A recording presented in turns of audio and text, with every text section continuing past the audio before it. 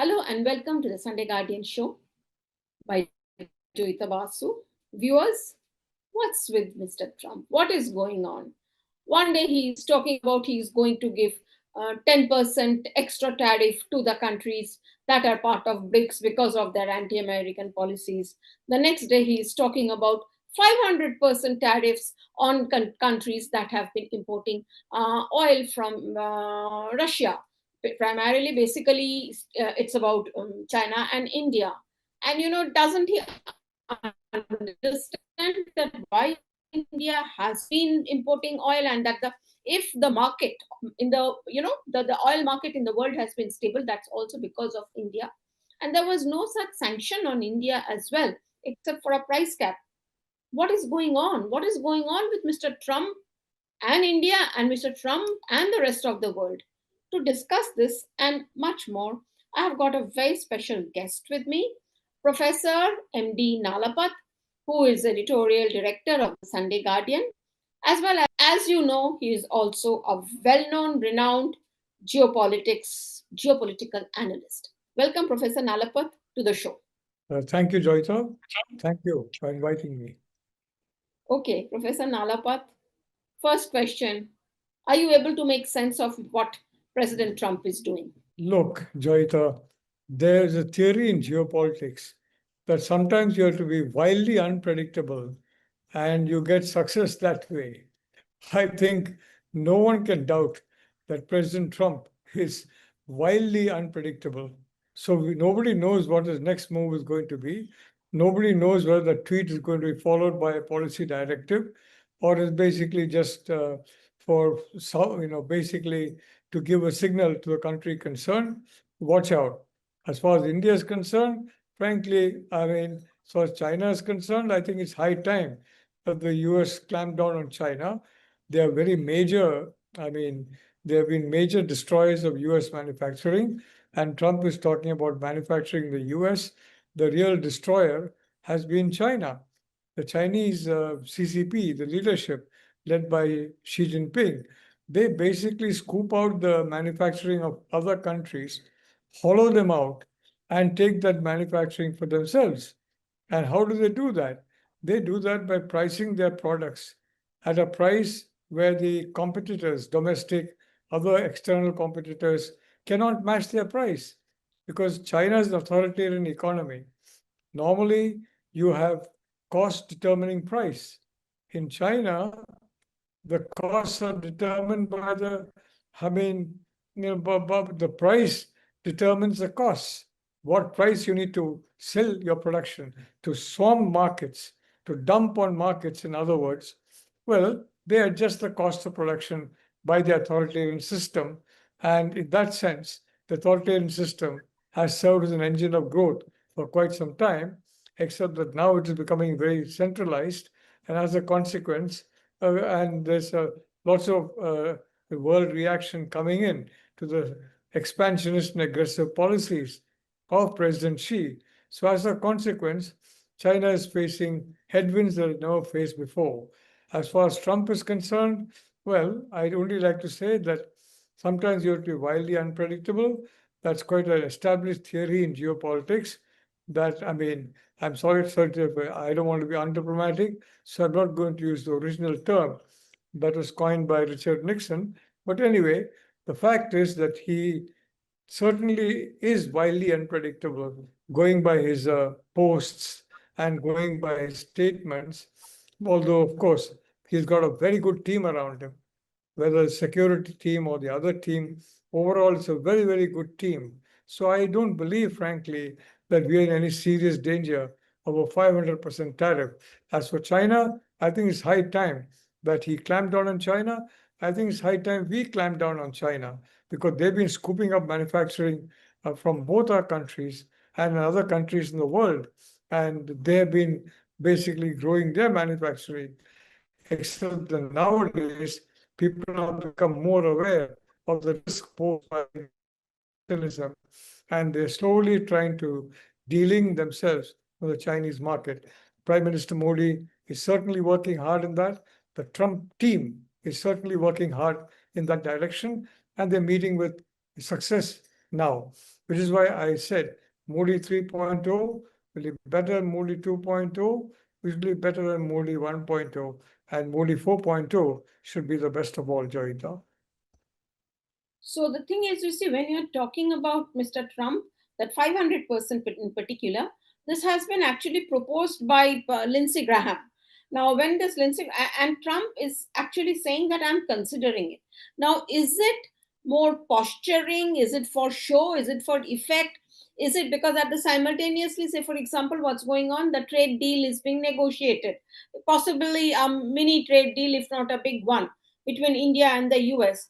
Is it to primarily get some extra concessions out of India that you would mention, something like this, or is he just saying it just for the heck of saying it? Well, I don't think he's saying it just for the heck of saying it. But as far as India is concerned and Russian oil is concerned, the fact of the matter is that you have this Iran-Israel war going on. And Iran, because of the clerical leadership, it poses an existential threat to Israel. Now, frankly, the threat from Gaza was not taken very seriously by Netanyahu. And only after a terrible terror attack did we see that Netanyahu woke up to the danger that was right next door to him and the danger to the Jewish people. And I've said many times, the Jewish people have gone through one Holocaust. They will do everything in their power, and I'm sure they'll succeed to avoid anything close to a second Holocaust. And the horrible images that were there of that particular attack by Hamas, by the militant wing of Hamas, it reminded a lot of people who are students of history of that horrific situation of the Holocaust. And I think if you look at the ideology of Hamas, if you look at the ideology of Hezbollah, if you look at the ideology of the clerical regime in Iran, they do not recognize the right of the Jewish people to exist. Forget about the state of Israel. The Jewish people, remember that? Remember a monster back in the in the previous century, the first half of previous century, who talked like that, and nobody took him seriously. Well, Netanyahu did not take Hamas seriously, and he didn't really take Hezbollah seriously, and he didn't take the IRGC very seriously. But now he is taking them seriously, with the result that, in my view, he's not going to stop until the military wing of Hamas, the military wing of Hezbollah, and the military wing, mainly the military capability of the IRGC, is completely demolished. I think President Trump has been helpful to Netanyahu in that with these huge bombs. I don't believe this, that the Iranians took away a lot of nuclear material in a convoy of trucks. My source tells me it was most likely sand. You can't take away nuclear materials like you can take away a convoy of sand. You need very special precautions for that. And I didn't see any of those precautions at a fleet of lorries. I think it was meant for deception. And I think from that point of view, the Iranians are learning from the Chinese, who are masters of deception. On the one hand, they grab territory.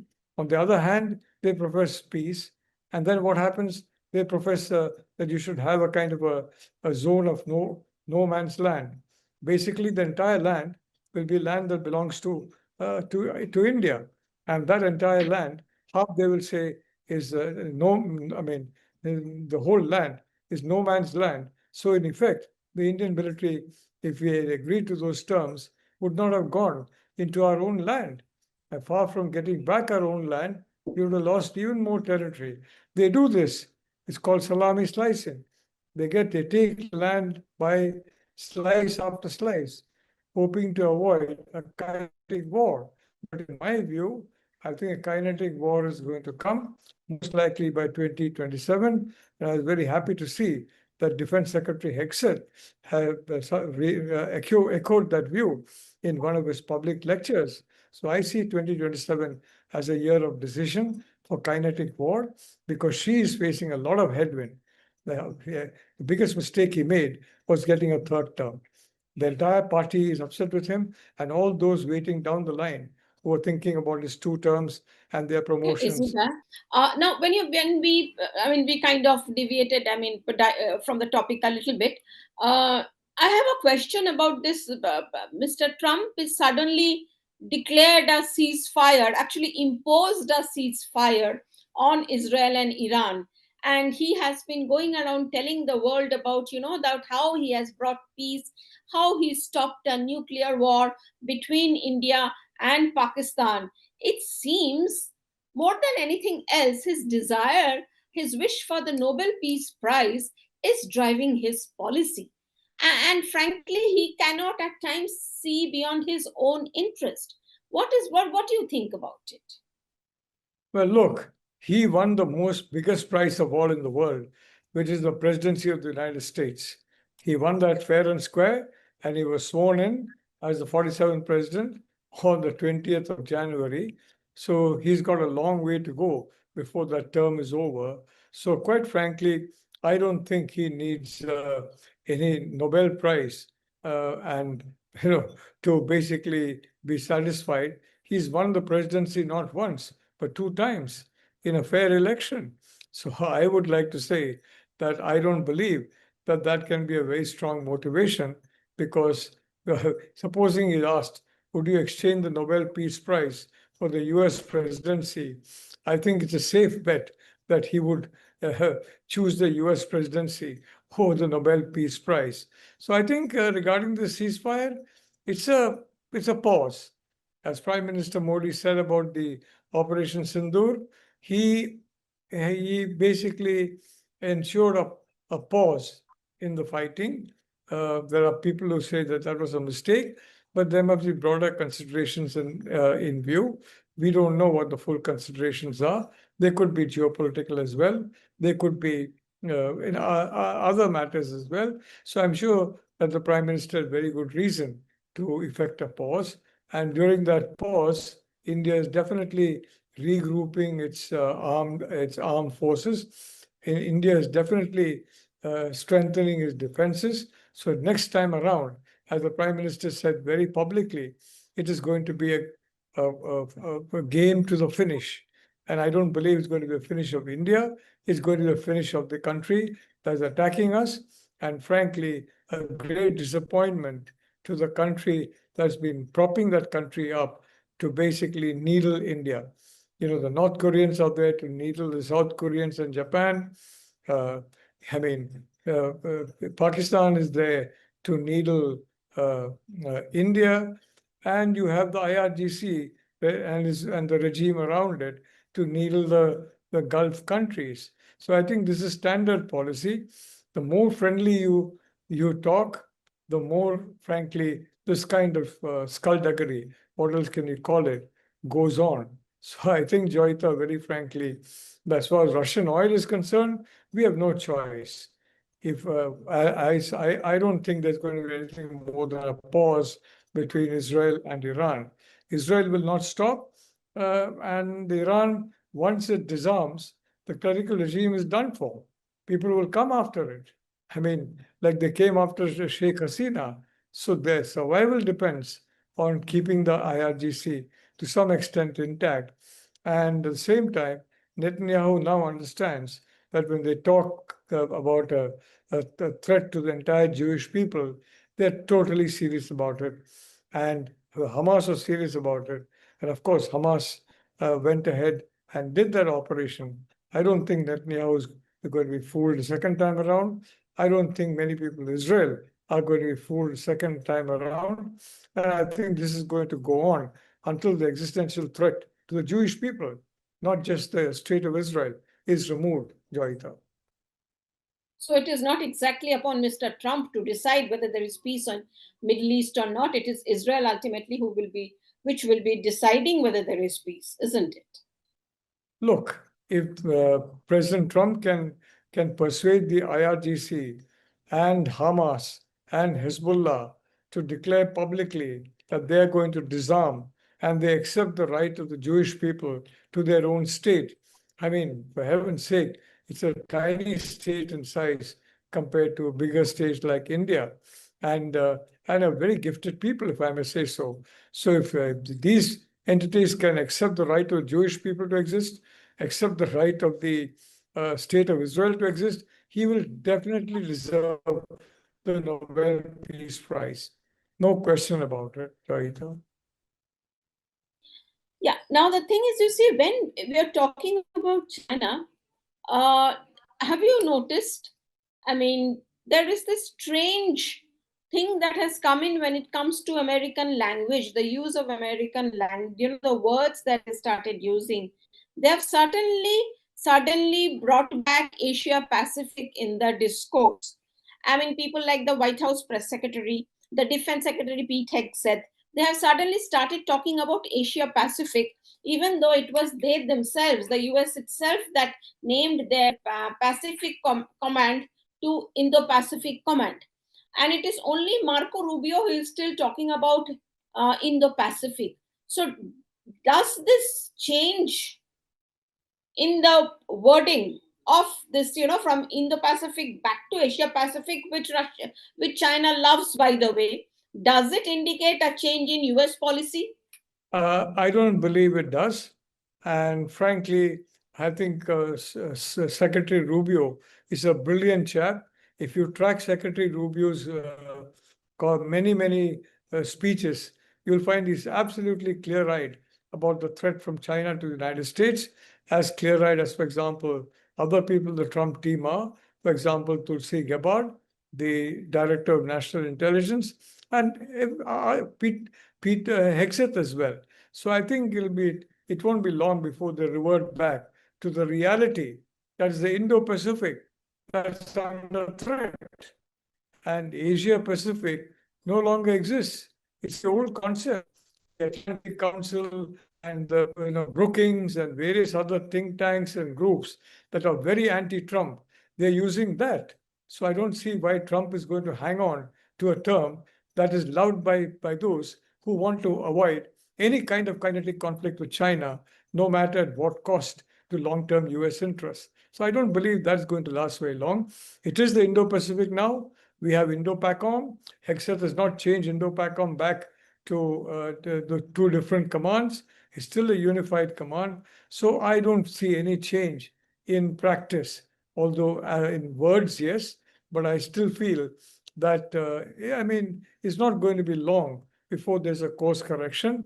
And terminology favored by the Chinese is no longer going to be adopted.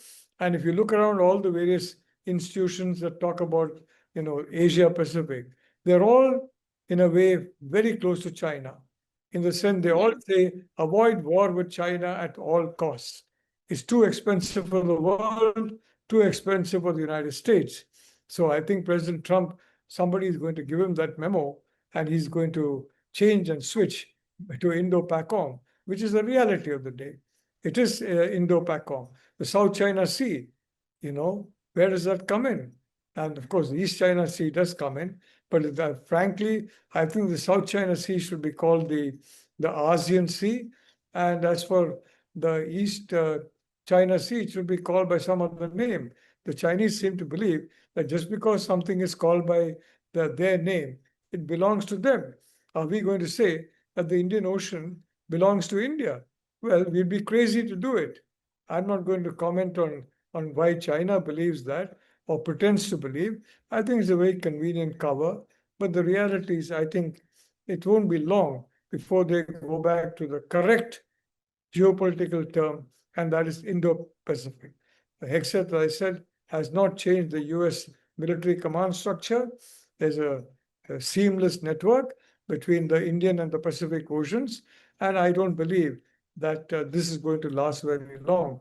There's renaming in a way that gives the impression of standing by organizations that are completely and totally been hostile to President Trump, and especially when he's out of office.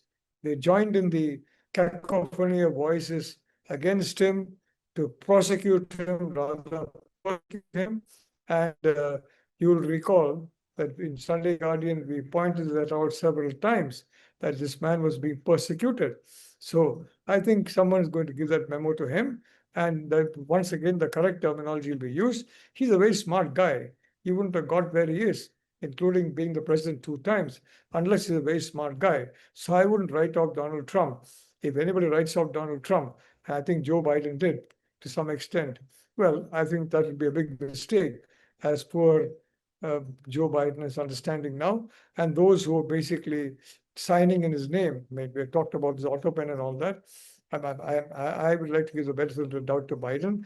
I have sympathy for him, but I'd like to say that it's not going to be long before it goes back to Indo-Pacific, because that's a correct description, Joyeeta. No, but there is already a belief that President Trump is kind of capitulating towards China, and China holds things like, the rare earth on his head, and it makes him fall in line and think of what all he threatened against China, and he kind of came back to seems to be very docile. So, what hold does Xi Jinping possibly have on Donald Trump? And it seems like he's bending to his wishes.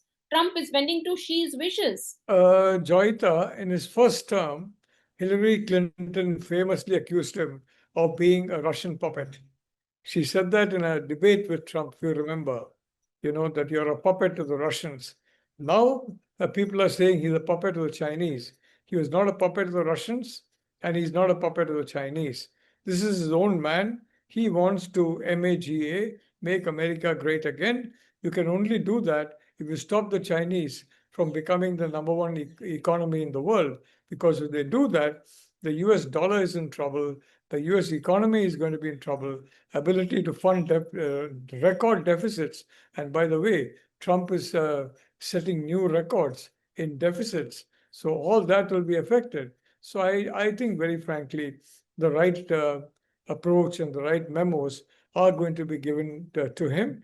And I never believed that he was a Russian puppet.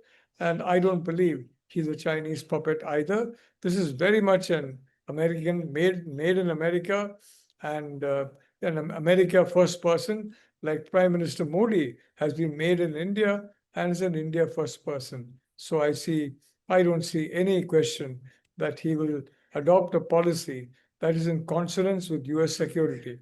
There isn't some of these declared expressions of intent are basically hitting at security, going after Japan, going after South Korea.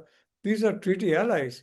Going after India, which is very important in the security of the Indo-Pacific, and keeping expansionism at bay, and in fact helping to roll back expansionism. So I'm optimistic that there will be changes in the changes in the speechwriters. May I point out? Thank you. Well, the speechwriters certainly do not decide policy. I'm certain about that. Okay, but here, of course, when you're talking about going after India, this whole bonhomie with Pakistan, where it seems India is almost being thrown under the bus. What is this bonhomie with Pakistan? Is it all about that crypto deal that everybody is talking about, and also the promise, that kind of a chimera of a promise of the rare earth and minerals that has been, dangled in front of his eyes, and he is so enamored of that, he is ready to throw India under the bus. He's Look, constantly talking about bringing in peace and all. How does it work? I mean, you don't do that to your, strategic partner. Look, Joyita, first of all, we have language, and secondly, we have policy. As far as I understand, all the halts on delivery of critical US systems that were imposed by the Biden administration, and which you certainly had some whisperers in Joe Biden's ear who were leading towards the Chinese. Well, I think my sources in Washington say they are very soon going to be revived. And frankly, crypto, yes, I think crypto is an ethical problem for Trump. It may also be a legal problem. His entire family, including his young son Barron, has been introduced to the wealth of crypto. But let me point out that crypto it may look like a great asset which is skyrocketing in price, At the same time, it's also an extremely risky asset because central banks have no control over it and they will go after it. So I think, unless we have a situation in which, there are more guardrails imposed on crypto. And I think as far as Trump is concerned, I think he will most likely he'll be advised to follow the Biden precedent and give himself and those close to him a pardon, a royal pardon, because the presidential powers are in that sense imperial, a royal pardon before he leaves office. If if I know some of the people around him, they're very sharp, they're very shrewd. I think it's right there, signed and basically just undated, waiting for it to be released at an appropriate date, a royal pardon. And I think that is going to protect him from future witch hunts and his family as well and his friends as well. Thank you, Joyeeta. Okay, my last question to you is that uh, do you think there is a future in India-US relations the way Mr. Trump seems to be taking uh, the hammer to it? Let's put it this way. Look, I think that if you look at the approach of the Prime Minister, if you notice, he has not made any nasty comments about the United States. He has not threatened retaliation or anything. He has been extremely diplomatic because the Prime Minister knows the geopolitical stakes in the game, and President Trump's team, those around him, know the geopolitical stakes. President Trump has got a very able team around him, and the Prime Minister Modi has also got some able people around him. So very frankly, I think we are taking absolutely a right approach. We are not getting thrown off balance by, the tariff tantrums, if I can be allowed to call them that are being displayed by very high levels in the U.S. I'm not going to name anyone, but very high levels in the U.S. I think it's very wise not to go into a tantrum ourselves. I mean, poor Lula went into a mini tantrum and that didn't help him very much, frankly. Prime Minister has avoided any such temptation, and he has been very, very cordial and polite.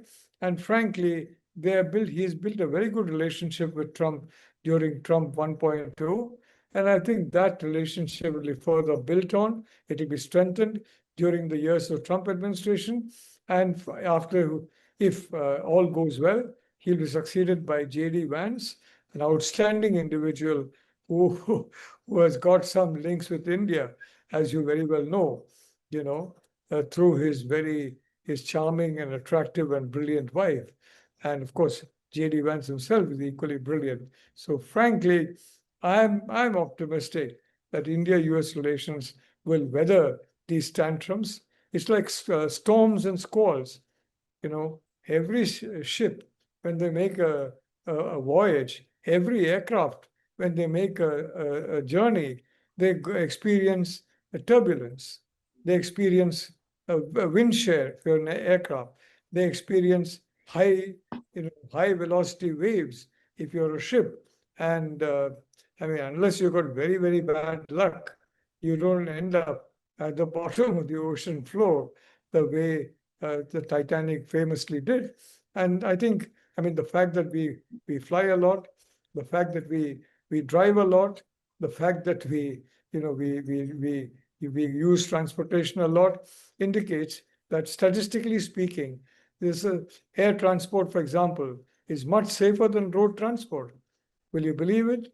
Much safer. Air transport is right up in the sky. Road transport is on the ground.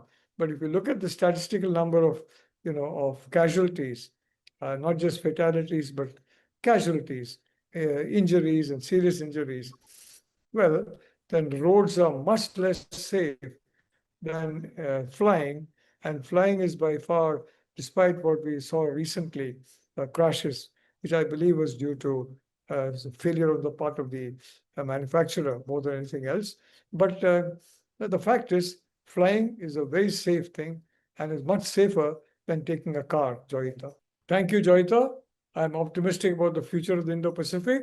I'm optimistic about the relationship between the Prime Minister and President Trump, and I'm very, very optimistic of the relationship between the US and India. And I'm also very optimistic that the Chinese people are going to have a government that their ancient wisdom and their traditions merit, and not a government that, frankly, I don't think the Chinese people, with all their good qualities, deserve.